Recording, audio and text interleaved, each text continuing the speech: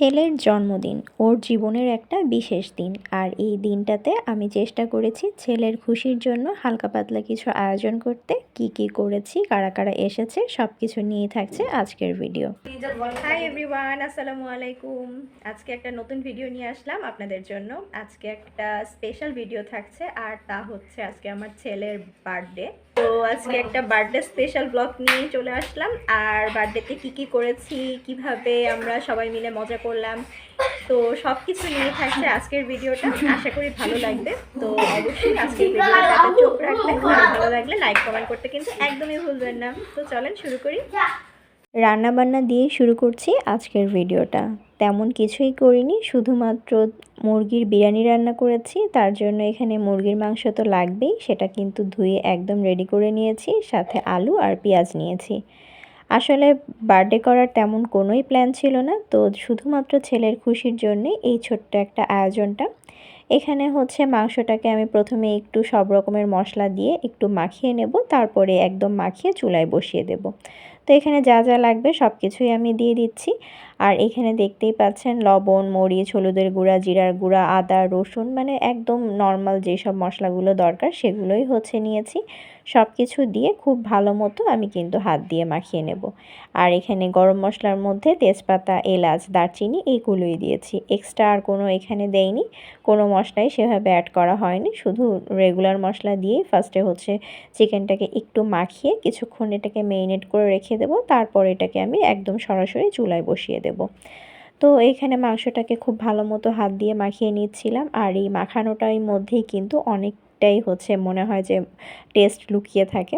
তো যাই হোক, তারপর ওটাকে একটু মেরিনেট করে রেখে আমি এখন এদিকে আলুগুলো ভাজতে দিয়ে দিচ্ছি। আলুটাকে একদম সফট করে সুন্দর মতো ভেজে নেব, যাতে এখানেই পুরোপুরি সেদ্ধ হয়ে যায়। আর এইদিকে পেঁয়াজটাও বেরেস্তা করে নিয়েছি।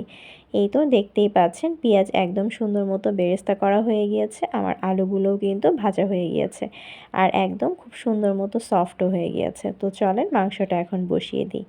আমি ওই বেরেস্তা ভাজার তেলটার মধ্যেই কিন্তু মেরিনেট করা মাংসটা বসিয়ে দিচ্ছি।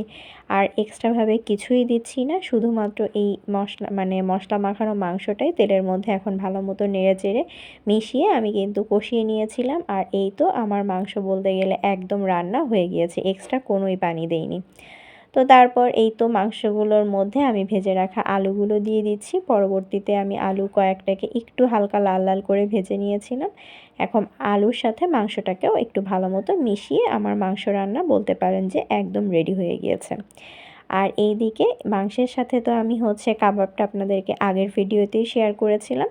তো এখানেও আরও একবার বলে দিচ্ছি, শুধুমাত্র আমি বিরিয়ানির সাথে এই চিকেন কাবাবটাই করেছিলাম। তো এই হচ্ছে আমার আয়োজন রেডি। আর সকালবেলা ছেলের স্কুল ছিল, মানে বার্থডের দিন সকালবেলা। তো এখন ছেলেকে নিয়ে স্কুলের উদ্দেশ্যে বের হয়ে যাচ্ছি।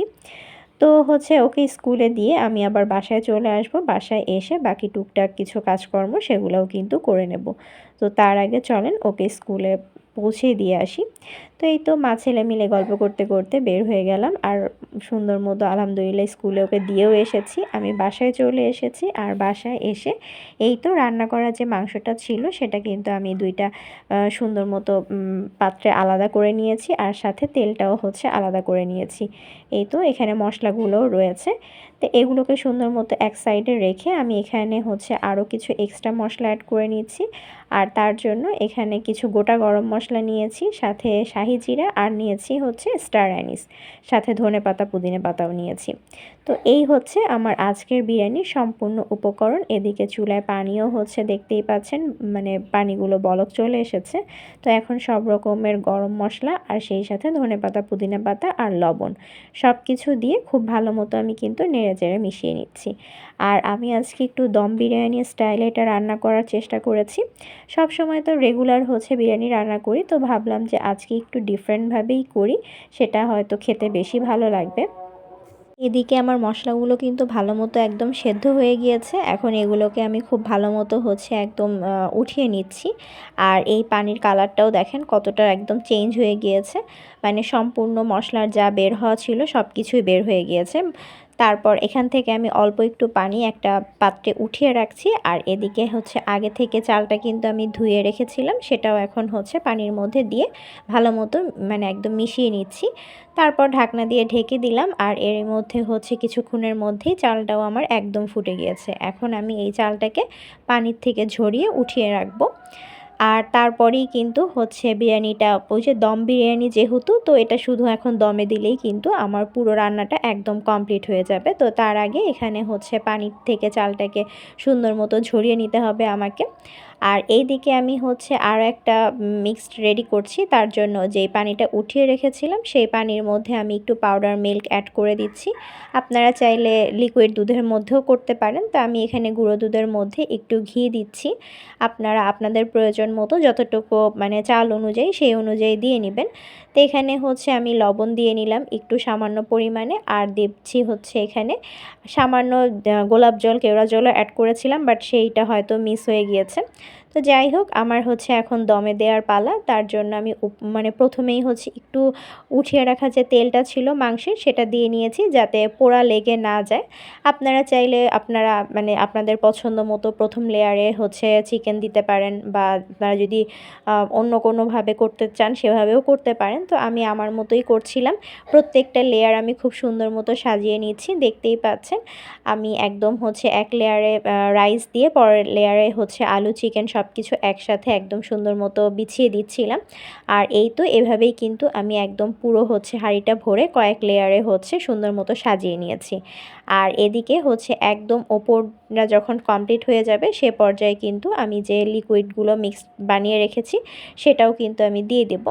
আমি কিন্তু কিছু জর্দার রঙও দেখতে পেয়েছেন আপনারা, আগে থেকে গুলিয়ে রেখেছিলাম, সেটা জাস্ট দেখার সৌন্দর্যের জন্যই আমি দিয়ে দিচ্ছি। আর এখন ওই যে প্রথমে যে দুধের মিশ্রণটা রেখেছিলাম সেটা দিয়ে দিলাম, তারপর কিছু আলু বোখরা দিয়েছি।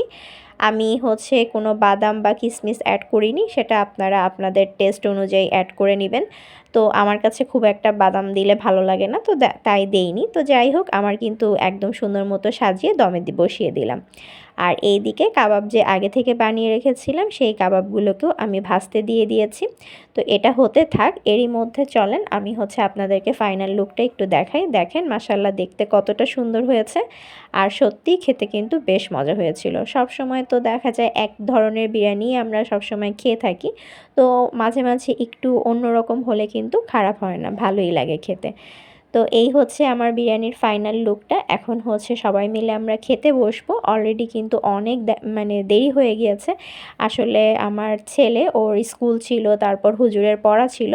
তো আমার ছেলেই আসতে আসতে কিন্তু একদম প্রায় 4টা, সাড়ে 4টার মতো বেজে গিয়েছে। তো তাই হোক, সবাই মিলে এখন আমরা একসাথে খেতে বসছি। এইদিকে সব খাবার নিয়ে বসে পড়েছি, দেখতেই পাচ্ছেন। এখানে উজায়ের ওর দুই বন্ধুকে সাথে নিয়ে ওরা 3জন মিলে একসাথে বসেছিল, এবং উজায়ের জন্য কিন্তু ওরা 2জন অপেক্ষা করছিল। আর এই দিকে হচ্ছে আমি আমার খাবারটাও নিয়ে নিয়েছি, এবং আলহামদুলিল্লাহ খেতে বেশ ভালো লেগেছে।